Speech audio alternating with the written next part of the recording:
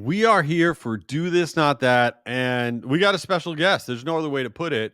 I'm going to tell you who this is, but I'm not kidding. He's like a big deal. He really is. I don't even know if I'm going to do him justice. So we got Dr. J.J. Peterson here. Now, if you know who that is, then you know it's a big deal. Now, if you don't know who that is, you're really in for something special. We're going to get into this whole framework that he has for businesses and their brands, but let me give you a little bit of background. So Dr. JJ heads up StoryBrand, which is this book that became a framework, that became a movement, and we're going to get into that. But he's also the co-host of one of my absolute favorite podcasts called Marketing Made Simple. If you do nothing else coming out of this thing, you need to listen to Marketing Made Simple. It brings like happiness to your day. It's phenomenal, and it's always on the top of the charts. He's a Wall Street Journal best-selling author. I don't know his time to do all this stuff because he's also a professor of management and stuff at Vanderbilt University. You did it. You've done it all. Dr. J.J. Peterson, welcome to Do This, Not That. Well, thank you. I'm glad to be here. It's fun. Amazing. Excellent. All right. So before we get into what is this story brand thing and what should we be doing with our brand and all this stuff, how did Dr. J.J. Peterson become Dr. J.J. Peterson? uh, well, my PhD specifically took 10 years, which it never takes anybody that long. But Wow. I come from my background is really I come from a lot of educators and pastors actually, and so people who are really good storytellers. And my dad in particular, like growing up, he used to have us when we were kids listen to Garrison Keillor. Like most kids, listening to music in the car. My dad was having us Yeah. listen to Garrison Keillor.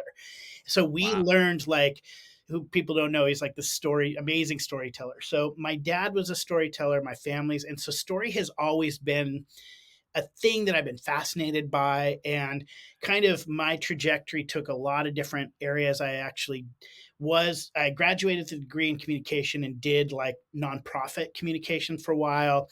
I actually toured and did improv comedy for a while, and I was a speaker and an author, and that ended up leading me into Hollywood. And I did some acting, and I directed a documentary and on street children in Ethiopia and all this stuff. And it kind of and then I was a professor, so I taught communications, and it felt very eclectic to me for a very long time. They're like, oh, you did marketing for a nonprofit, you're doing improv comedy, you teach at a university, you're in Hollywood.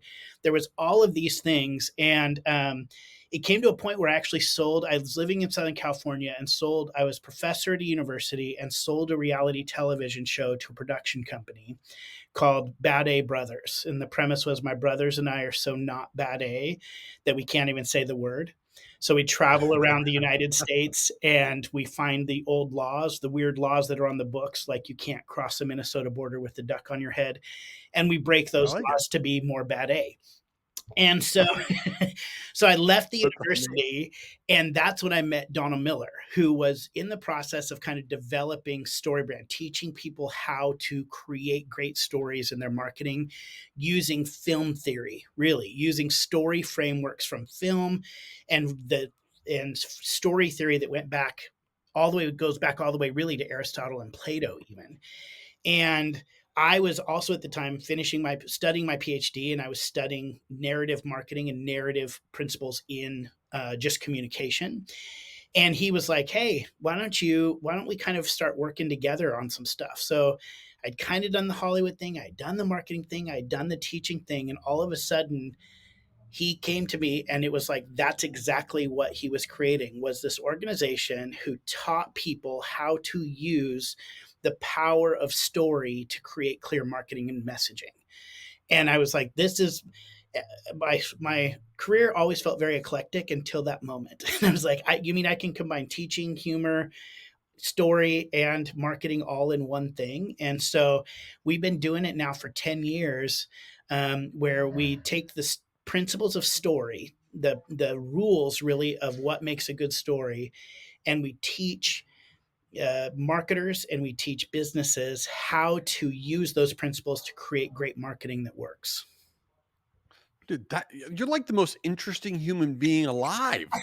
Like what is that? I don't even, and you probably didn't even scratch the surface on everything you've done. That is Wait, I have a question though. This has Yeah. nothing to do with marketing. So your family, everybody in your world is great storytellers. So like when you get like you see your phone ring and it's somebody in your family, are you like, okay, I need to carve out like an hour because I know they're just going to be talking a really long time about these random things. I mean, because I would be nervous if everybody's a great storyteller in my family. We do a lot of sending videos. So we literally do, like, it's what's funny is if we have a story, we put it on a video and we send it to everybody. And that's kind of a rule That's in our smart. family because otherwise, like, if it's a phone call, it's probably an emergency. If it's a video, then we know, oh, this is going to be a funny story. Oh my god, you have like your own personal TikTok amongst your family We members. do. That We that is do. that is amazing. So, okay, so for the listeners of this thing, they're like, "Oh, well, my brand is a mess. I'm the only person in the marketing department in my company, whatever. How can I do story brand? How can I tell stories? I could barely get, anything out the door. So where do you start with Yeah. somebody who's just overwhelmed that wants to tell their story? Well, that's what I love about this framework because it actually, I was that person. Like, I was right out of college, this young kid who literally was trying to raise money for a nonprofit that was saving people's lives. And I'm like, how do I ask people for money? It should be cake, but how do I create a website? How do I send out emails that actually invites people to be a part of this amazing transformational thing? But I'm staring at a blank page going, what the hell do I write? Like, I was that person. And what the StoryBrand framework really does is it helps. We say story is really a sense making device. It really, when you understand the rules of story, it helps you filter all the information you have down to a single, almost like storyline and story purpose. Right. So I, even about my organization, have so much information. I could tell you stories upon stories about everybody I've worked with, all the things that we've done, all this stuff. And it's not about that. If I'm actually trying to communicate with you and get you to be engaged in working with us and hiring us to offer a service, I need to figure out what story I need to tell for you. And what that really means is I need to figure out how to position you as the hero of the story. You need to see how you can win in working with us. And the way that you do that is really by following the principles of story. That every major movie, every book really has 7 primary elements to it that make it a good story, that make it compelling. And I'll kind of go over those high level really quick. The first is, in a story, you need to understand the first thing that makes it good is that there is a hero who wants something. And that thing is very, very clear right off the bat. Within actually like 9 minutes of a movie, we as an audience need to know what the hero wants, and it has to be clear. It can't be vague. They're wandering around trying to find it out. Not a good story. They want 10 things. Jason Bourne wants to understand his identity, wants to open a bakery, wants to get the girl, run a marathon. Not a good story. One thing. Then, after we understand what that character wants, a problem has to get in the way for that hero. That's what makes a story interesting. That hooks the audience in. Again, if Jason Bourne finds out his identity and then is walking around Paris eating ice cream the rest of the movie, boring movie. He needs to encounter a major problem. That hooks in the audience. Then that hero needs to meet a guide, somebody who's going to help them win the day. Because we know heroes, we kind of, the audience knows the hero can't win this on their own or they wouldn't be in this problem. So they have to meet a guide. Then the guide has to give them, element 4, a very clear plan to win the day. There, in almost every movie, you'll hear the words, what's the plan, or here's the plan. It's because we have to see there's a way for the hero to win. Then there's a moment the hero must be called to action, something that forces the hero to move. A lot of times in movies, there's a ticking time bomb that's going to go off, a countdown clock that forces the hero to act. And then the last 2 elements of any good story are that we need to know the stakes in the story, which is what are the positive or negative things that can be won or lost if the hero acts or doesn't act. So what are the stakes? What's at stake? What can they win and what can they lose? What's the success or failure look like? Those 7 elements, a hero wanting something, encountering a problem, meeting a guide who gives them a plan, calls them to action that leads to success or failure, is every story you've ever heard. So the question you actually asked was, where does somebody start as a marketer? Yeah. So I kind of Right. rambled for a lot, but here's what we do, and this is what we help people with: is we help people create what's called a brand script. And what we do is we take those 7 elements and we then say, how do you create talking points around those 7 elements of story and apply that to your marketing and make your customer the hero? So, what is it that they want? We need to have a very clear description in our marketing of what the customer wants. So many companies out there, they start out with things like, we're going to help you make your life better. Here, I just worked with a person yesterday, and on their website, it said, we help you eliminate the poverty of conversations. You tell me, what does that person do? I have no idea. They work with sales teams to make them better. Oh, wow. His website That's said, we that's eliminate the deep. poverty of conversations. Nobody's going to know what that means. Just say, I make your sales teams Yeah. better. That's what the customer Yeah. wants. We need that. When you asked me that, I'm like, am I stupid? Because I have no idea what that means. No, no, you're not. And that's the thing, is that the customers aren't either, and they're going to bounce from that page. Then you need to Right. create. So, what does your customer want? Put it on your website. Say it. What is the problem that's getting in the way of what your customers want? Say it. You need to position yourself as a guide in the story to your customer, not the hero. You help your hero win. So you have to have a lot of empathy, and you have to show like testimonies that you've helped other people win. Give some authority. Then what is your plan for the customer? What do they need to do to win, or how are you different? How do you help them win? What's your call to action? 70% of small businesses in America do not have a strong call to action on their website. That is a I mean, that's it's embarrassing. And all I mean, I could make tons of people millions of dollars if you just put a call to action on your website. And That's then have crazy. you shown what can be gained or lost if your customer does or does not do business with you? And have you put that in your messaging?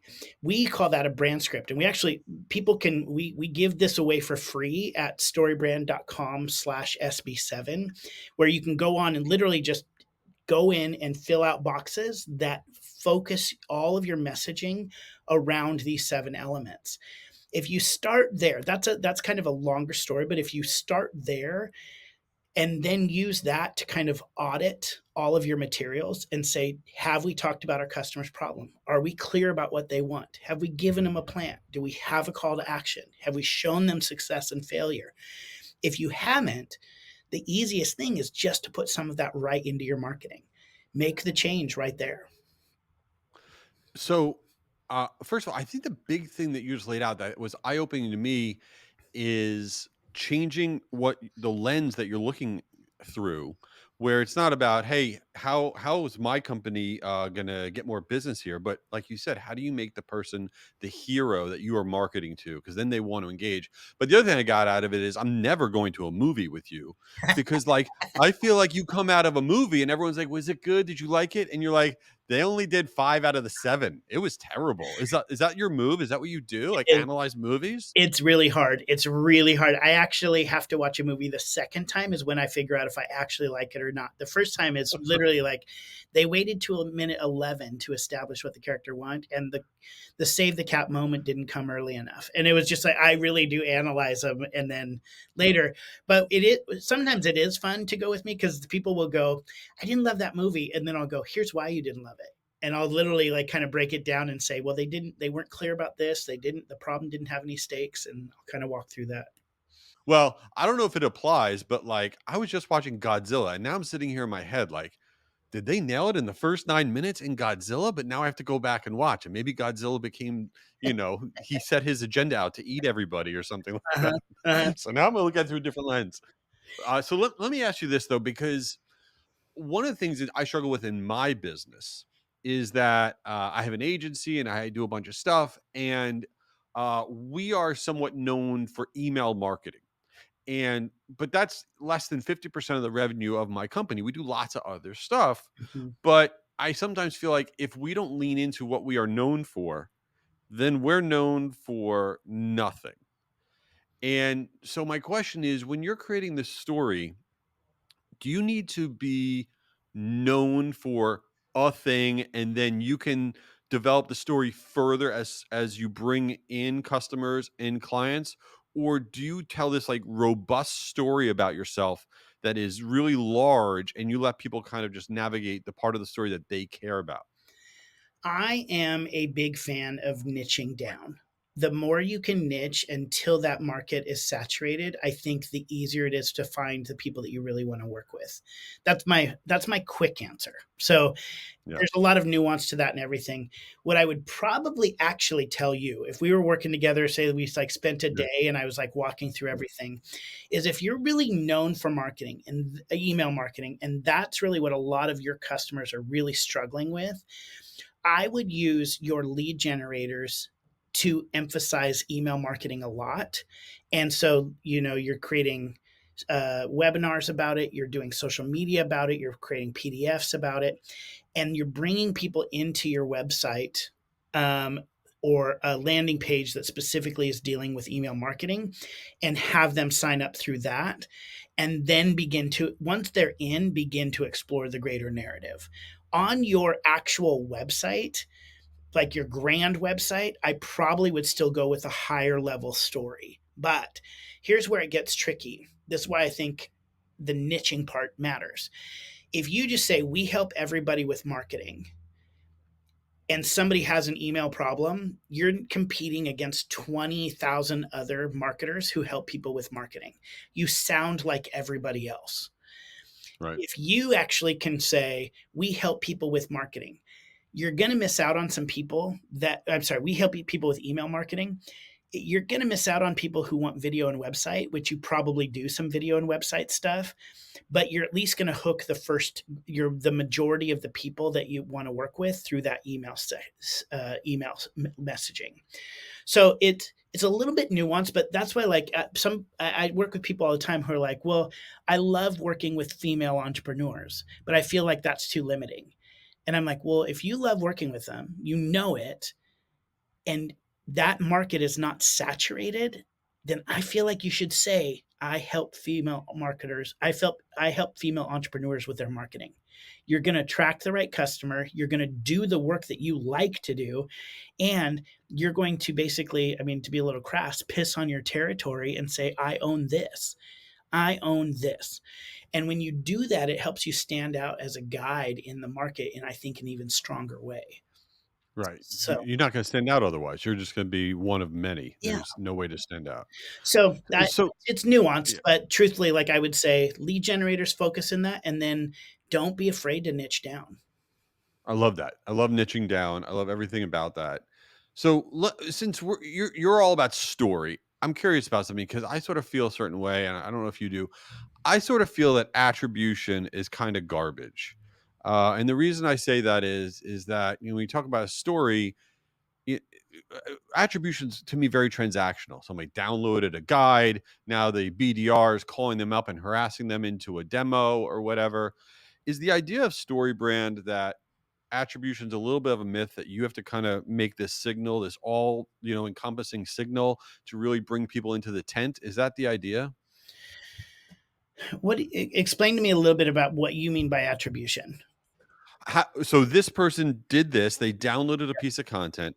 They then went to the sales guy or girl, and that person tried now to call them, and they became a customer. And they became a customer because they downloaded that guide, that one tip sheet. It wasn't because they listened to a podcast and they signed up for the newsletter and they've been Gotcha. on our list for 3 years and all this other nonsense.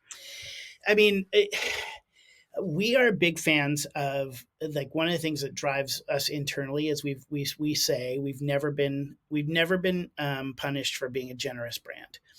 So at every step of the way, we work very hard to be generous, whether that's the initial offering of that PDF, or through follow-up emails, or through the all those things, or through our podcast. Like, if you listen to our podcast, we give away everything that we sell you later. Now we do it over like lots of different areas, and like, you'd have to listen to hours upon hours upon hours to get it. But I give you literally everything that I would do in a day strategy session. You don't have my brain and you don't have it all together. So we're all about being generous. And when it comes to story, When you're really moving into that, like, say, creating social media space and creating webinar space and creating PDFs that people are downloading, what you're doing is not trying to tell a story. You're trying to invite customers into a story that they see themselves in. And the way you do that is by not just giving away stuff, but talking about their problem over and over and over and over and over again. And so when you do that, when you focus on the customer problem, what you're doing is them like just getting a little nod. Like if somebody is in the fitness industry and they're like, don't you hate that you can't eat ice cream at night? And they're like, yes. Right. That's all you're looking for. You're just looking for a yes. And that gets somebody into the story. And if you can get them there, it's not about trying to sell your product. It's not trying to talk about all the features that you have and not even getting them on a phone call for that quick sale. It's inviting them into a story that they elect to be in. And this is kind of just to get a little nerdy for a second here. This is all actually based in theory. It's not like, and by theory, I mean like proven study. It's based in communication theory. In communication theory, there's this principle called narrative transportation. Narrative transportation is the idea that when somebody sees a good story, they actually project themselves into that story. So if you've ever been in a movie and you've jumped or you've laughed or you've cried, you've experienced narrative transportation. The studies show that the better the story, the more it follows the rules and the more it stays in the principles, the higher level of narrative transportation people experience. The study goes further to say that the higher level of narrative transportation that people experience, the more influence that story has on their thoughts and their actions. The most powerful way to move people to action is through narrative transportation. That happens in a movie and books all the time. But then, once again, the research goes even further to show that narrative transportation can happen in a website, in emails, and even in as little space as a tweet, social Wow. media, Instagram. So your job is not just this like give and take kind of thing with the customer. It's transactional. It's really about saying, getting somebody to see themselves in the story. And when you're selling them to them, you're not convincing them to buy something. You're giving them a solution to their problem so they get to be the hero of the story. And if you can do that in PDFs that they download or even in phone calls, that's fine. But you also want to do that on your website, on your social media.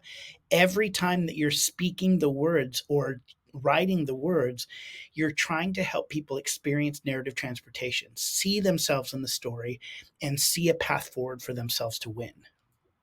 Narrative transportation. I like that. I'm gonna get like a tattoo, a temporary tattoo, but I'm gonna get one.